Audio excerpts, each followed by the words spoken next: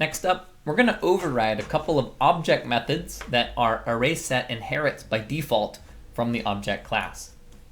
So as a reminder, in an earlier lecture, I mentioned that all classes are hyponyms of the object class.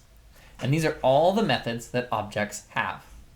So there's this toString method, there's an equals method, there's a get class, there's hash code, and these other methods we're not going to talk about that are not important. And in fact, some of them are not even used anymore. And so we are going to focus on these first two. We're going to override these in our class to make them do what we want. We're going to use get class, but hash code we're going to leave aside for now, but we'll come back to it in a few weeks. So let's start with toString. The idea behind toString is it provides a string representation of an object. So for example, let's suppose that we create a hash set, which is a type of set. We add 5, 23, and 42 as we've been doing, and we print out that set. Well, if we run this code, we get a nice string representation here. Now that doesn't happen like magic, just like with iterators, right? We had to actually write some code to do it. So too, someone had to write a toString method in the set interface or possibly in the hash set class. Okay.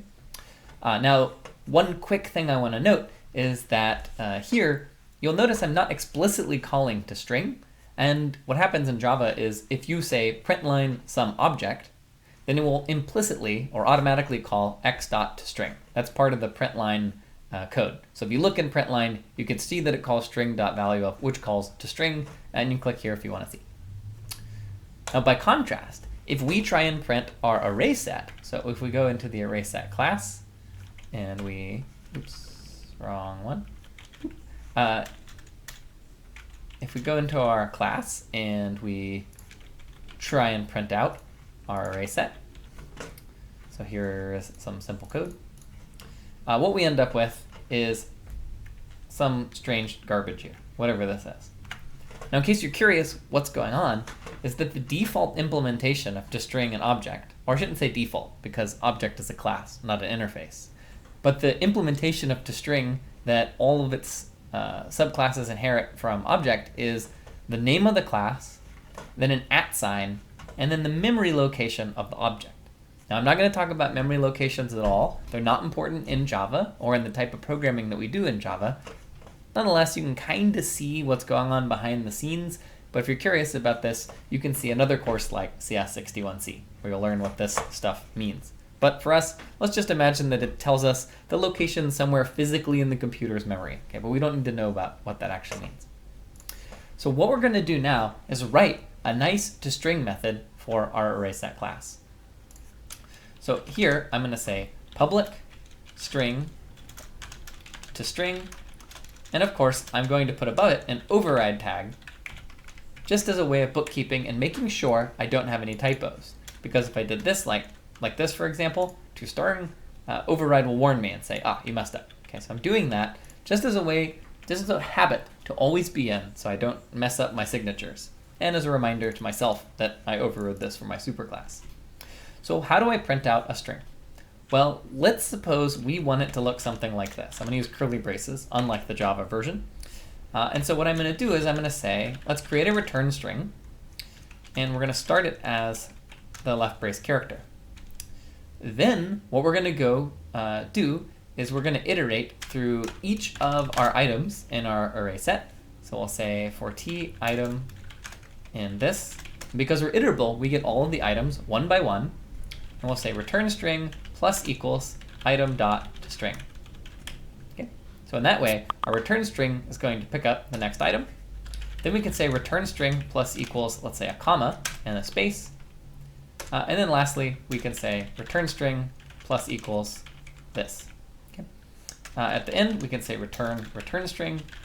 And let's see what we get. So let's now run our code. And we get 5, 23, 42. Okay, good. Looks pretty good. I mean, there's this extra comma, but it's looking pretty close. One thing you might wonder is what happens if we don't put toString here? If we do that, well, in this case, it still works. So when I run my code, you might think that seems a little strange. How can a string get added to an arbitrary object? But it turns out that another thing that Java will do is implicitly, anytime you try to combine a string with a thing that is not a string, toString gets called. Okay, so in this case, nowhere in the code is toString being called, but it's just a feature of strings. Okay. Let's see. What else did I want to say? Oh, if I want to fix this other comma, what we could do is something like this. We could say for int I equals 0, I is less than size minus 1, I plus equals 1, and do the same thing. And then we'll just add the last item manually. That's another approach we could do if we really don't want that extra comma. And maybe you can come up with a nicer way, but this is a very intuitive way. Oh, sorry, size minus 1. I think that's correct. Let's try running and check. 5, 23, 42. So we got rid of that extra comma. Okay. So this is one possible way we might write a toString method. Okay. Now, in fact, this is actually a third way. So I showed you using an iterator. This is to avoid having the extra comma. Here's yet another way. Now, one thing I want to note is that original way I had with the iterator was nice because we didn't have to actually think about the underlying array indices or anything. We just iterated over the items. Okay? And there are many, many more ways you could do a toString method, and I'm not going to judge you one way or another. I wonder if as an extra video, I should put together the really nicest way to do this, but I'll leave that for later. Okay. Now, one warning here is that this code right here is really slow. The reason is, and this is a little obscure, but it's that adding even a single character to a string results in the creation of a new string. So what I mean by that is, if I have a string that's like the entire text of Moby Dick, the book, and I add just the letter A, then I get an entirely new string that has to be built from scratch, all that stuff copied over, and then with the letter A at the end. Okay? And we can actually see a warning that IntelliJ is giving me. You're doing string concatenation in a loop, and that this can be slow. Okay? And IntelliJ says, we suggest you use something called StringBuilder instead. Now, before I do that and show that to you, you might say, why would strings be so dumb in Java? Why would you need to make entirely new copies?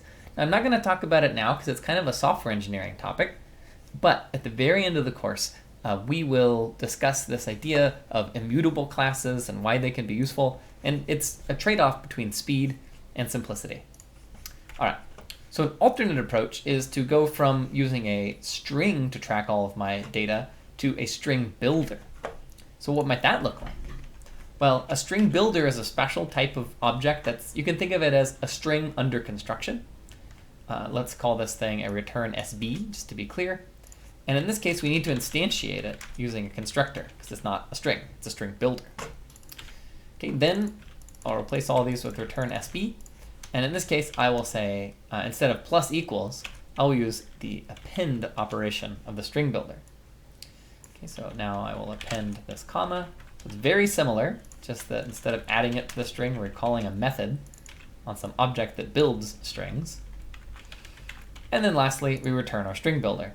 Now, what we note here is that we have the wrong type.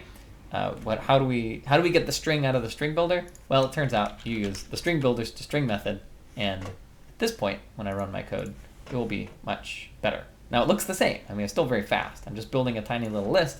But the difference is that this approach, in case you're curious, but we'll get to this in a week or so, the runtime for this is going to be linear in the length of the set, whereas the old approach, where we're using strings, would be quadratic, if that makes sense to you. If you don't know what those terms mean yet, don't worry about it. Okay? And so that right there is a pretty nice toString method. And I guess, yes, I will do a bonus video after at the very end of this set of lecture videos, where I'll show you an even nicer way to do a toString method for our set.